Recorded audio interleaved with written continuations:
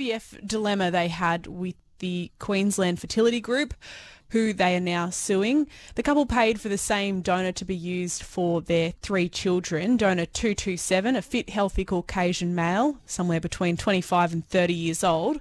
But when the younger two started to show health concerns from an early age, they tried to tell the fertility clinic and felt like that information wasn't being heard, so they tried to get in touch with other people who might have used the same donor, and then inadvertently found out that their eldest son is not related at all to his 2 younger brothers. Now, Shay Somerville from Ballina has used the same fertility group. Good morning, Shay. Yeah, hello, Bridie. What was your experience like? Yes, well, I had a similar experience that in 2002 I accessed the Queensland Fertility Group and asked for donor sperm and went through the selection process and was provided a donor number of 186. During that time, I had IVF process using the 186 and conceived 2 children back in 2004 and then 2007. Throughout that time, after conceiving and delivering my children, I then wrote to the Queensland Fertility Group and confirmed that I had donor 186 that was provided to me, and that was confirmed. And then in 2016, my youngest son decided to do an ancestry DNA test and did a test, and a few years later, another person had linked up with the same donor, but it wasn't 186. It was a different donor that we'd been provided with. So what was that like, that moment that you found out? Oh, it was shocking, yeah. And also it was really quite, I thought we had been provided the 186 and I hadn't consented to any other donor.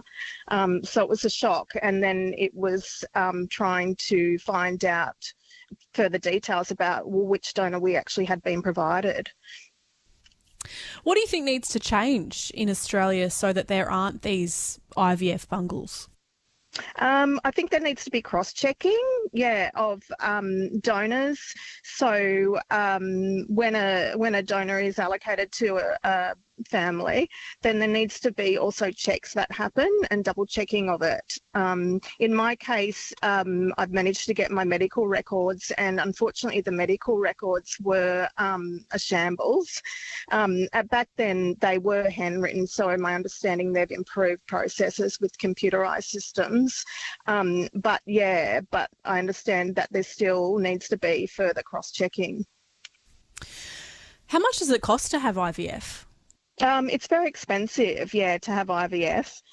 That's not only in treatment, but also with like fertility drugs that you might have to access as well, and the cost of those. Also, there was a cost in terms of, us living in a regional area and having to travel up to Brisbane area to provide that treatment. So, and then being able to take time off work. So, there's enormous cost to it all. When you think there's been a problem or a mix-up with your child and your IVF process, how are these big fertility companies at receiving that information or talking to you about what may have gone wrong?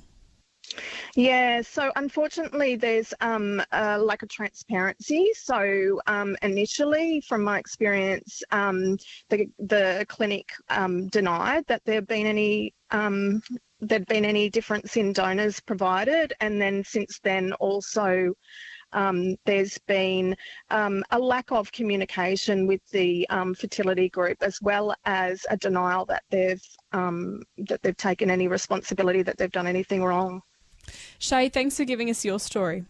Not a problem. Thanks, Bridie. Shay Somerville from Ballina, who heard our earlier conversation about an IVF.